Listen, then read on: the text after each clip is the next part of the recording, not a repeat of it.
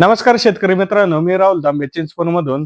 बरेच शेतकऱ्यांचं मस्टर्ड आणि खडू हे दोन्ही पण एक ग्लासरी, फ्लॅक्चरी आणि मस्कार्डाइन फेब्रिन या संदर्भात बऱ्याचशा कमेंट आल्या होत्या. त्या शेतकऱ्यांना मार्गदर्शन करण्यासाठी ओम गुरुदेव एंटरप्राइजेसचे जे सर्वे आहे लगड पाटील त्यांचं मार्गदर्शन करण्यासाठी त्यांना आज शेडवरती बोलवलं होतं. तर बऱ्याच शेतकऱ्यांच्या ज्या अडचणी आहे, बॅच सुरू असताना ज्या अडचणी येत्या, त्या क्लिअर करण्यासाठी स्वतः लगड पाटील आपल्या शेडवर व्हिजिट करायला आले. त्याबद्दल त्यांचे पण आभार आहे.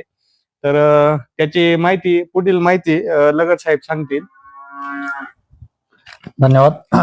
नमस्कार रेशीम शेतकरी बंधूंनो, आज संगमनेर भागामध्ये राहुल तांबे यांच्या शेडवरती त्यांच्या म्हणण्याप्रमाणे आणि शेतकऱ्यांच्या मागणीसाठी किंवा शेतकऱ्यांच्या अडीअडचणीसाठी त्यांनी माझ्याशी संपर्क साधला.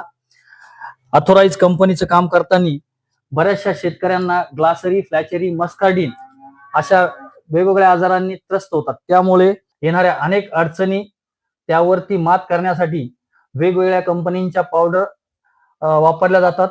शेतकऱ्यांना योग्य ती माहिती नसल्या कारणाने राहुल तांबे यांच्या सांगण्याप्रमाणे शेतकऱ्यांच्या मदतीसाठी आपण सेरिकेअर कंपनीचे विजेता सप्लिमेंट हे एक प्रोडक्ट आपल्या सर्वांच्या माहितीसाठी म्हणून सांगतो की आजच्या ह्या रेग्युलर शेड्यूलमध्ये थंडीच्या काळामध्ये मस्कार्डिन हा बहुतांशी सर्व शेतकऱ्यांना त्रास देणारा एकमेव आजार आहे. तर ह्या काळामध्ये सेरिकेअर कंपनीचं विजेता सप्लिमेंट प्लस हे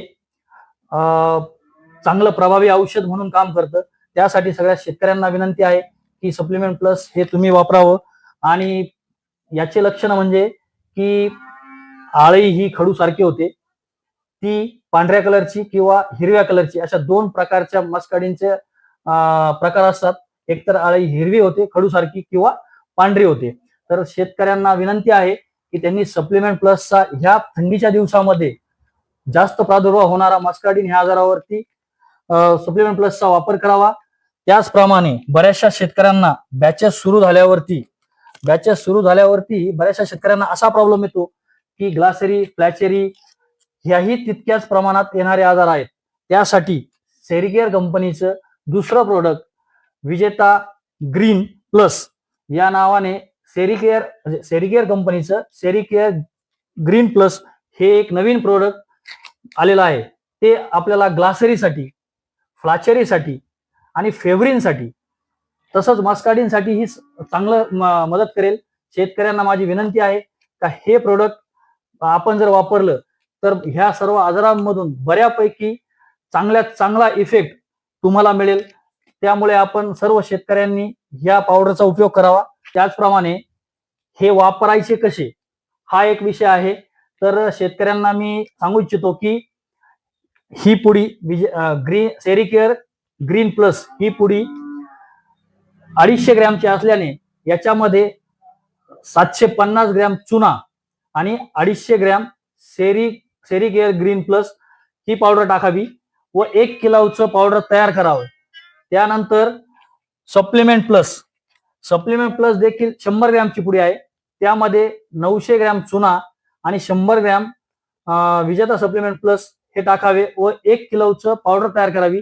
व आपण ज्या रेग्युलर पद्धतीने अळ्यांवरती डस्टिंग करतो त्या पद्धतीने सौम्य प्रमाणात सगळीकडे सारखी पडेल अशा प्रमाणात दोन्ही पावडरचा वापर करून शेतकऱ्यांनी आपल्या आजारांना बळी पडणाऱ्या बॅचेस ह्या कव्हर कराव्यात ही शेतकऱ्यांना विनंती आहे. सगळ्यात महत्वाचं दुसरं सांगायचं म्हणजे की ह्या ज्या पावडर्स आहेत ह्या प्रिव्हेंटिव्ह वापरायच्या आहेत. या आजार आल्यानंतर त्यावरती कार्य करत नाही, तर आजार येण्यापूर्वी आपण ह्या पावडर वापरून ह्या आजारांपासून आपल्या बॅचचं संरक्षण कसं करता येईल हे त्यासाठी वापरलं जाणारं प्रोडक्ट आहेत. हे शेतकऱ्यांनी ध्यानात घ्यावेत. कारण बऱ्याचदा खूप शेतकऱ्यांचे फोन येतात, कॉल्स येतात की सर असा प्रॉब्लेम झाला. रेशीम शेतीमध्ये एकदा एखादी आळी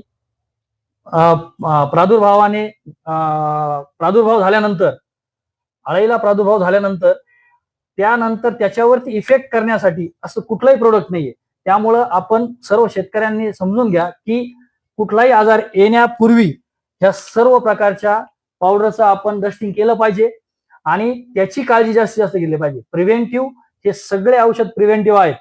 आजार आल्यानंतर कुठल्याही प्रकारची पावडर अथवा कुठल्याही प्रकारचं औषध हे मार्केटमध्ये आजही उपलब्ध नाही की आपली बॅचेस कव्हर करेल किंवा आपल्याला ह्या आजारातनं बाहेर काढेल. त्यामुळे शेतकऱ्यांना ही विनंती आहे की आपण कुठलंही प्रोडक्ट वापरताना काळजीपूर्वक प्रोडक्ट वापरा, व्यवस्थित डस्टिंग करा, मास्कचा वापर करा आणि स्वतःची काळजी घ्या. त्याचप्रमाणे आपला आज तिसरा उपास हा पास करायचा होता, तर त्यावरती आपण विटकर विजाताची धुराळणी करणार आहे. तर विटकर विजाताची धुराळणी केल्यानंतर आपण यावरती पहिली फेडिंग करणार आहे, तिसरा उपास पास केल्यानंतरची.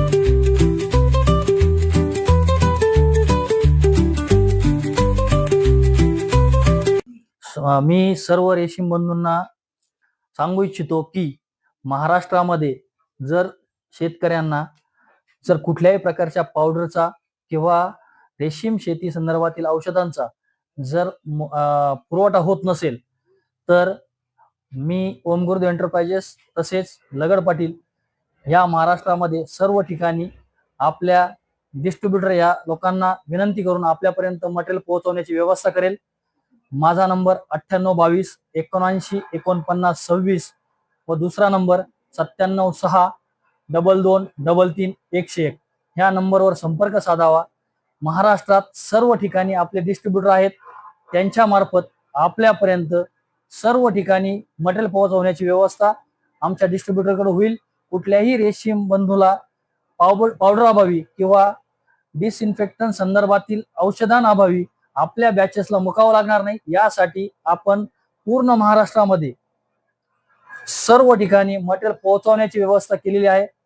जर आपल्यापर्यंत मटेरियल येत नसेल तर कृपया करून मला किंवा माझ्या संदर्भातील जे खाली डिस्ट्रीब्युटर आहेत त्या सर्व डिस्ट्रीब्युटरशी संपर्क साधून आपण मटेरियलची मागणी करून घ्यावी. तसेच राहुल तांबे तर आहेच, तर सर्व रेशीम बंधूंना विनंती आहे की आमच्या सर्व डिस्ट्रीब्युटरकडनं आपण मटेरियल पुरवठा करून घ्यावा. त्यांच्याकडनं पुरवठा जर होत नसेल तर कृपया विनंती आहे की मला त्याची पूर्वकल्पना द्यावी. धन्यवाद.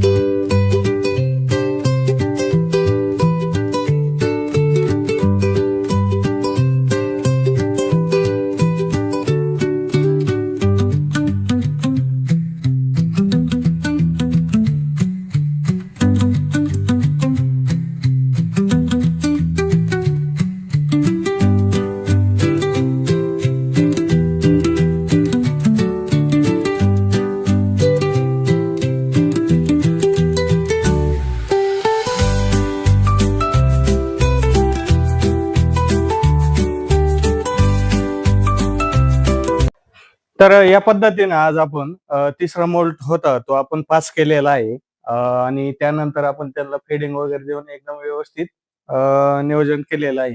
तर आजचा व्हिडिओ बनवण्याचं कारण असं का बऱ्याच शेतकऱ्यांना जे प्रॉपर गायडन्स नाही त्यामुळे त्यांचे बॅचेस वगैरे फेल जात असतात. तर गायडन्ससाठी आपण हा आपला युट्यूब चॅनलचा आहेच, यावरती आपल्याला सगळे प्रकारचे व्हिडिओ बघायला मिळतात. त्यावरून आपण व्हिडिओ बघून पण आपण आपली बॅच ही 100% सक्सेस करू शकतात.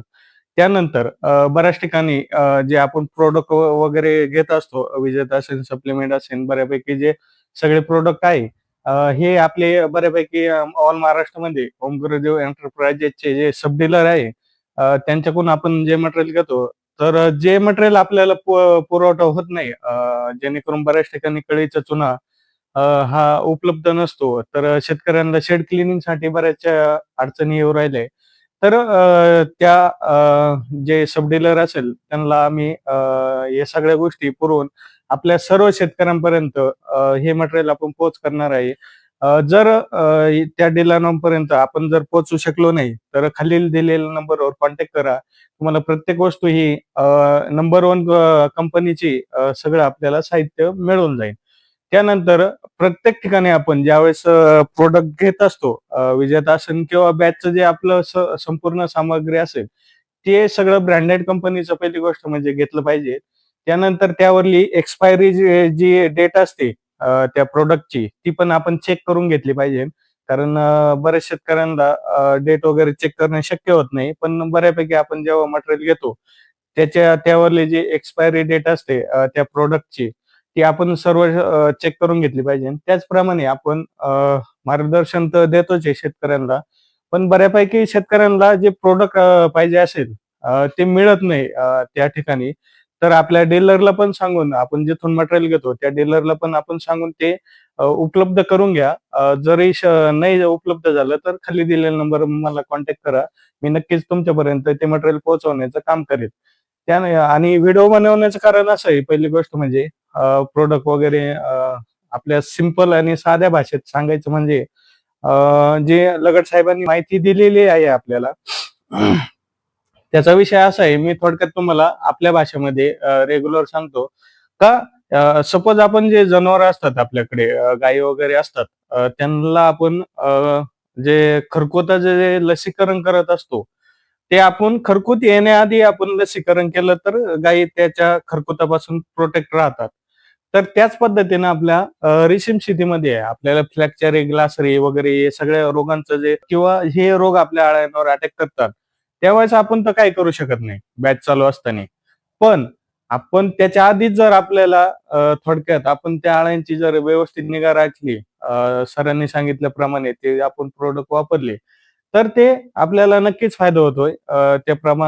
त्या पद्धतीचे जे रोग असतात, ग्लासरी, फ्रॅक्चरी, खडू, हे रोगांवर प्रतिबंधक करून आपल्या बॅचला सक्सेस करण्याचं हे काम करत असतं.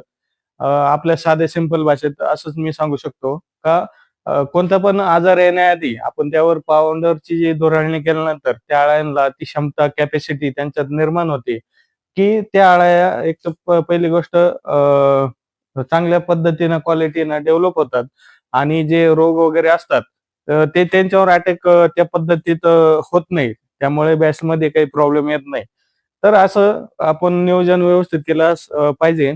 तसं मी प्रत्येक व्हिडिओमध्ये तुम्हाला गाईडन्स करतच आहे. कशा पद्धतीचा आपण त्या गोष्टीचा वापर केला पाहिजे. प्रत्येक गोष्टीचं मी सांगतच जाईन. त्याचप्रमाणे आपण काल व्हिडिओ टाकला होता जो मरकुरीचा, त्या बऱ्यापैकी आपण मरकुऱ्या आपल्याकडे बुक झालेल्या आहे. शेतकऱ्यांचे बऱ्यापैकी आपण पार्सल पण टाकलेले आहे. बऱ्यापैकी जे काही पार्सल राहिलेले आहे ते उद्या आपण टाकून देणार आहे. बऱ्यापैकी शेतकऱ्यांनी आपल्याला चांगला प्रतिसाद दिला. अ, म्हणजे आपण जे प्रोडक्ट शेतकऱ्यांपर्यंत पोहोच करणार आहे, या सगळ्या ब्रँडेड असणार आहे. पहिली गोष्ट म्हणजे किमतीमध्ये कोणत्याही प्रकारचा फरक पडणार नाही. सपोज तुम्हाला ज्या किमतीत ते प्रोडक्ट तिथं भेटत असेल त्याच किमतीत आपल्याकडे पण भेटते. फक्त आपल्या मटेरियलची क्वालिटी मी किंवा मटेरियलची गॅरंटी देऊ शकतो. आपल्या ज्या मरकुऱ्या आहेत त्या पण एकदम स्टँडर्ड कंपनीच्या आहे. त्यानंतर आपलं डस्टर मशीन पण आहे. किंवा तुम्हाला तुतीच्या रोपापासून तर शेवट कोष विकण्याच्या गोणीपर्यंत आपल्याकडे सर्व गोष्टी अवेलेबल आहे.